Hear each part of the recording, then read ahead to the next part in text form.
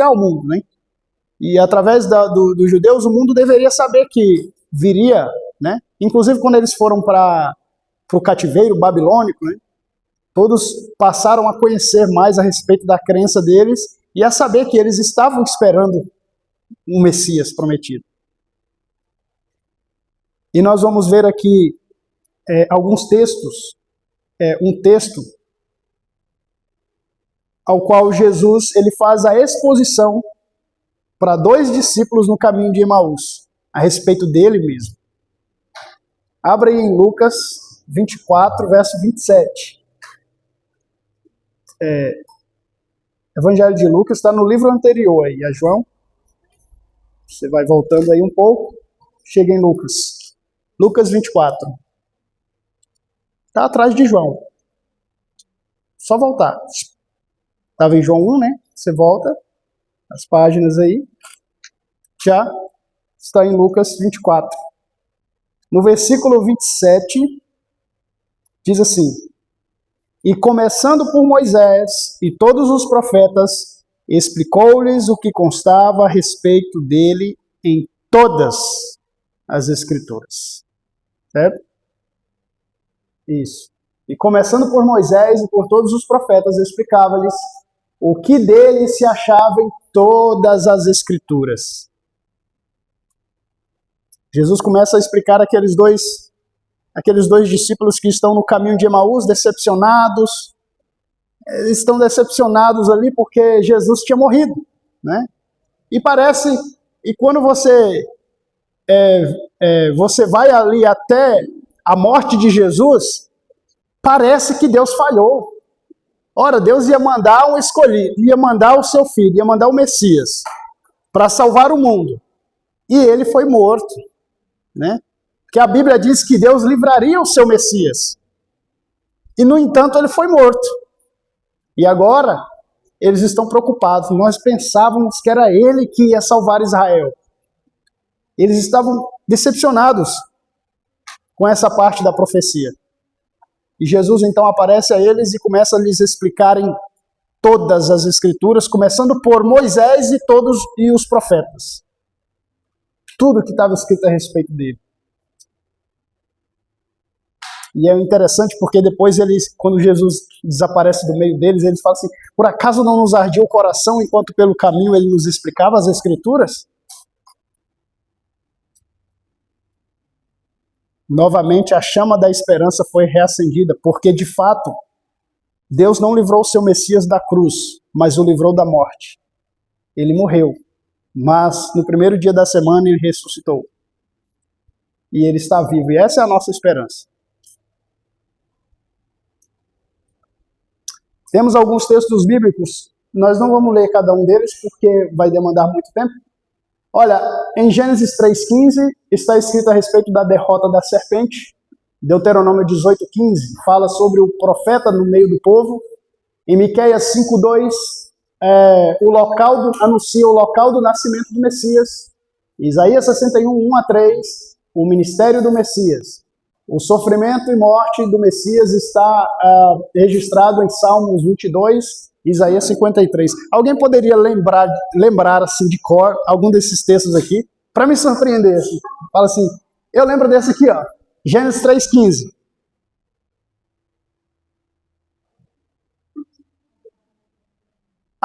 Pelo menos a ideia do texto. Oi? Teu descendente esmagará, né, a cabeça da serpente, e tu lhe ferirás o calcanhar.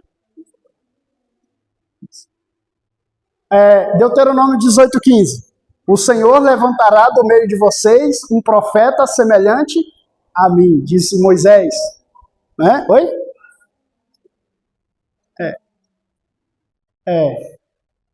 O local do nascimento do Messias.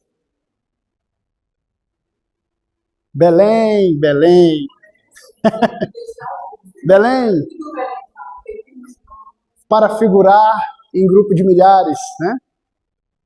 De maneira, de ti sairá o pastor que conduzirá o rebanho de Israel. De ti sairá o pastor que conduzirá o rebanho de Israel.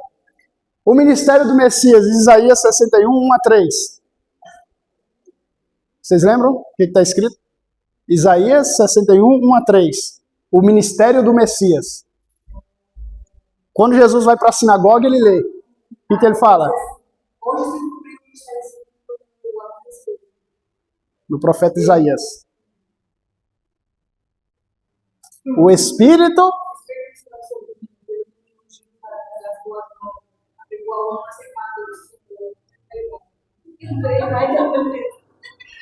a pôr em liberdade os cativos, a curar os quebrantados de coração. É exatamente isso. E Salmo 22 e Isaías 53. Só uma referência.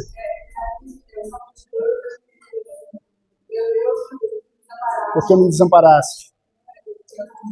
Uhum. Ele foi traspassado por causa das nossas transgressões e moído por causa das nossas iniquidades. Fomos sarados. Amém. Louvado seja Deus. Todas essas profecias aqui, elas se cumpriram em Jesus Cristo.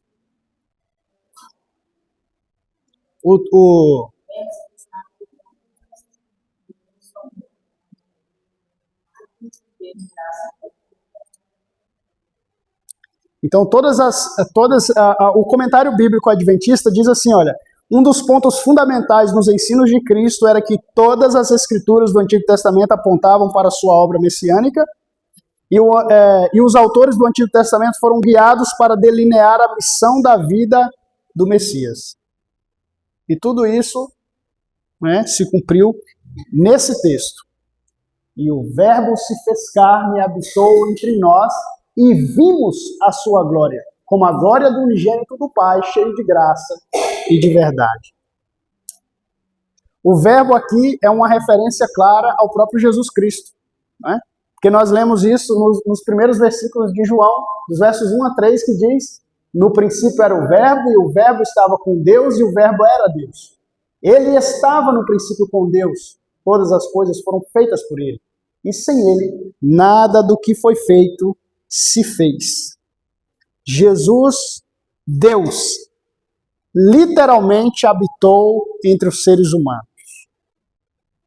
E literalmente ele armou a sua tenda entre os seres humanos. Ele armou. Irmãos, o verbo habitar aqui faz alusão ao Antigo Testamento. Quando Deus fala para Moisés, em Êxodo 25, verso 8, ele diz assim, olha, e me farão um santuário, e habitarei no meio deles. Esse é o desejo de Deus, irmãos, estar no meio do seu povo. E quando Deus está no nosso meio, é algo muito bom, porque Ele supre todas as nossas necessidades espirituais, físicas, emocionais, Ele preenche, Ele supre tudo. Não há entre o povo de Deus necessidade. Deus supre tudo. Eu tomei a liberdade para fazer esse comentário, porque eu tenho certeza disso.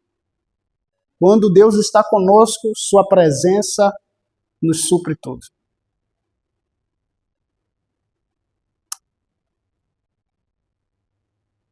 A presença de Deus no santuário e suas manifestações ao longo do Êxodo falam de sua presença no meio do seu povo. E o santuário ali era um lugar de refúgio, era um lugar de orientação, era um lugar de ensinos e era um lugar de perdão. O santuário era um lugar de perdão. Então ele se tornou carne e se identificou conosco. É interessante, é magnífico essa ideia, irmãos. Que Deus se tornou carne e habitou entre os seres humanos. E Ele experimentou as nossas fraquezas, as nossas debilidades, para que nós pudéssemos participar de sua vida eterna. E os textos que nós vamos ler agora colaboram com isso. Veja, Jesus ele não se pôs no meio de nós como um ser diferente, completamente diferente de nós. Ele assumiu a nossa natureza. Veja, Romanos 8, verso 3. Porquanto que era impossível a lei, visto como estava enferma pela carne, Deus enviando o seu Filho em semelhança da carne e do pecado, pelo pecado condenou o pecado na carne. Muito forte esse texto. Jesus assumiu essas mesmas fraquezas que nós temos. As mesmas debilidades que o ser humano tem. Ele passou fome, sede, frio, calor. Tudo isso ele sentiu. Né? Ele sentiu a miséria humana. Em Hebreus 2,9 diz: vemos, porém, coroado de glória, de honra, aquele Jesus que fora feito um pouco menor do que os anjos, por causa da paixão da morte, para que pela graça de Deus provasse a morte por todos. Ellen White disse assim, olha: desde que Cristo veio habitar entre nós, sabemos que Deus conhece nossas provações e se compadece de nossas dores. Todo filho e filha de Adão pode compreender que nosso Criador é o amigo dos pecadores. Porque em toda doutrina de graça, toda promessa de alegria, todo ato de amor e todo o encanto divino apresentado na vida do Salvador na terra, vemos Deus conosco. Através de Jesus, vemos Deus conosco. E quanto à sua revelação, Isaías 40, verso 5 diz assim: e a glória do Senhor se manifestará, e toda a carne juntamente haverá, pois a boca do Senhor o diz. Interessante isso aqui. A glória do Senhor se manifestará, e toda a carne haverá, porque a boca do Senhor o disse. Irmãos, novamente o texto. Já decorou o texto? E o Verbo se fez carne e habitou entre nós. E vimos a sua glória, glória como do unigênito do Pai, cheio de graça e de verdade.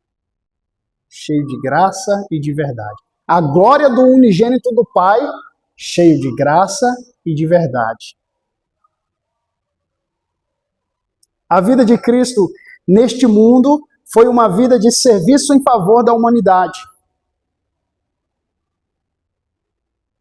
Ele era a graça de Deus em pessoa entre os homens e ele não era um conceito da verdade. Ele não era apenas um conceito de verdade. Em João 14,6 ele diz: eu sou o caminho, a verdade e a vida. Eu acho interessante que alguns pegaram algumas falas de líderes religiosos que foram endeusados depois, Buda, Maomé e outros. Eles diziam sempre: procure pela verdade. Eu não sou a verdade, eu não tenho a verdade, mas Jesus disse: eu sou a verdade. O nosso Deus, Jesus, a quem nós seguimos, ele diz: eu sou a verdade. Não procure pela verdade por aí, não vá em busca da verdade por aí. Vem até mim, eu sou a verdade. Ele nos convoca a ir até ele, porque ele é a verdade. O seu relacionamento humano testificava de uma graça inigualável e uma verdade absoluta.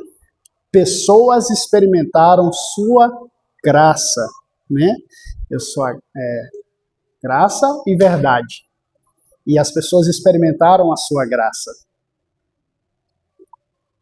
A mulher adúltera, que pela lei deveria ser condenada, Jesus experimentou a graça, o perdão de Deus. Né?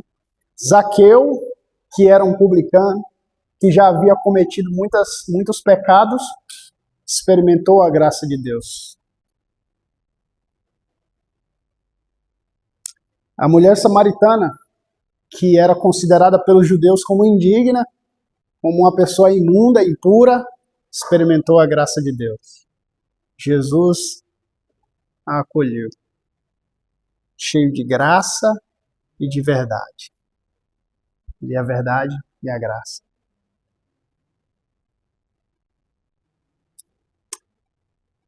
e vimos a sua glória. Então, vimos, cheio de graça e de verdade, e também vimos a sua glória.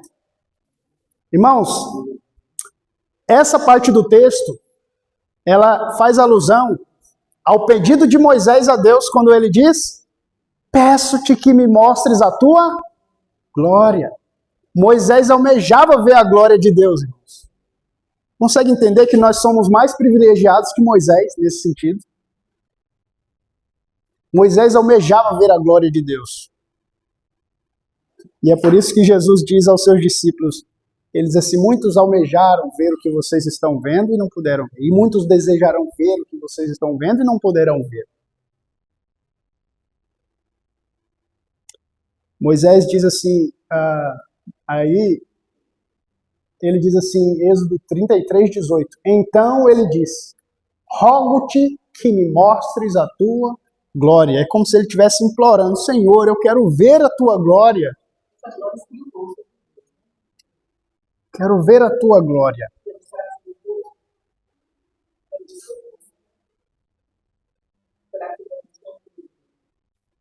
A glória de Deus ele mostra depois. Veja, em Êxodo 34, 6-8. Passando, pois, o Senhor perante ele, clamou. O Senhor Deus misericordioso e piedoso, tardio em irar-se e grande em beneficência e verdade, que guarda a beneficência em milhares, que perdoa a iniquidade, a transgressão e o pecado, que o culpado não tem por inocente, que visita a iniquidade dos pais sobre os filhos e sobre os filhos dos filhos até a terceira e quarta geração. E Moisés apressou-se, inclinou-se a cabeça à terra e o adorou. Graça, verdade e glória. Digno de adoração. E Jesus, vimos a sua glória. Veja, várias ocasiões a glória do céu iluminou o semblante de Jesus. A fé cristã, fundamentada no fato de que essa glória divina repousou sobre uma pessoa histórica, Jesus de Nazaré.